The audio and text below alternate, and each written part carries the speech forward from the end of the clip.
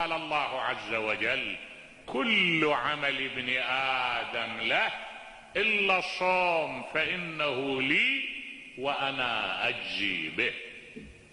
وتقترن هالفريضة أو هالشعيرة بيش تقترن في هذا الشهر الكريم بالمساهمة الاجتماعية. شنو المساهمة الاجتماعية؟ أن الإنسان من إفطاره ولو يطلع له فردة تمر من إفطاره يفطر له بيها صائم. النبي صلى الله عليه وآله يقول: اتقوا النار ولو بشق تمرة. شق تمرة. الواحد من عندكم اللي ما يقدر يفطر له صائم حتى يحصل على، مو بس يحصل على الأجر، لا، هذا راح يجي يحبك له سلسلة من الاتصالات الاجتماعية.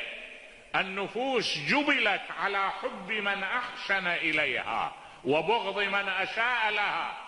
إذا واحد يحسن إلي وأشوف هذا يساهم مما عنده ويجيني في هذا الشهر الكريم يشركني بطعامه، يعني وحياتك اكو اشياء، اكو معاني تخلي الانسان يضطرب.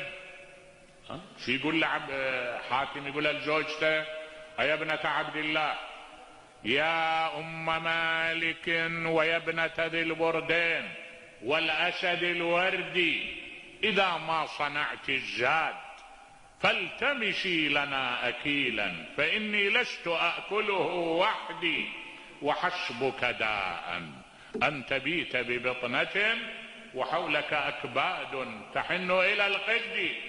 يهزك والله من اعماقك هذا اللون من الشعور، الروح الكريمة.